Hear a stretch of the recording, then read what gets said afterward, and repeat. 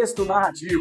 Qual a importância do texto narrativo para concursos públicos?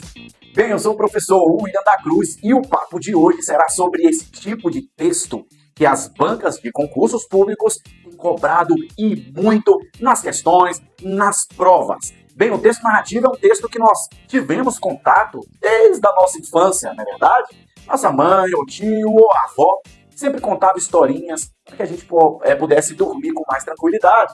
E essas historinhas eram contos de fadas, como a Chapeuzinho Vermelho, os Três Porquinhos, como a Bela Adormecida, ou então a Cinderela.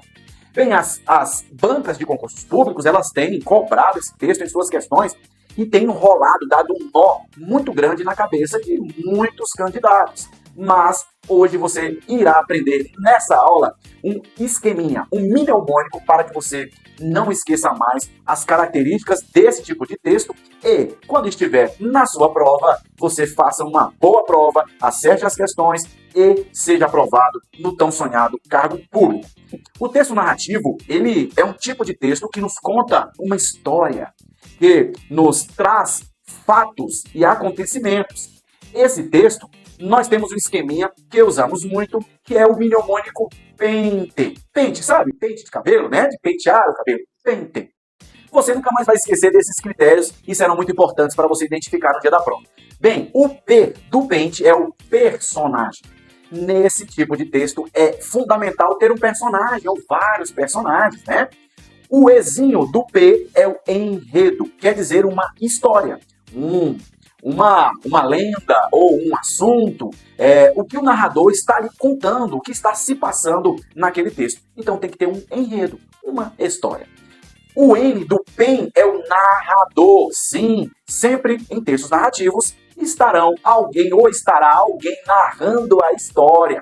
Pode ser um personagem que também pode ser um narrador que também é personagem, ou então um narrador só observador, aquele que observa e narra a história sem participar dela. O T do pente é o tempo. Nesse tipo de texto, nós temos um tempo, uma cronologia, um começo, um meio e um fim, pode-se dizer assim. Então é necessário que no texto narrativo tenha a característica de tempo. E nós temos a evidência do tempo com verbos no passado, por exemplo. Quando começa assim a história. Era uma vez em uma terra muito distante, uma princesa que colhia maçãs no pomar. Então perceba que eu citei alguns verbos no passado, é característica do tempo desse texto. E para fechar, nós temos o espaço, que é o ambiente, é o local onde se passa toda a história.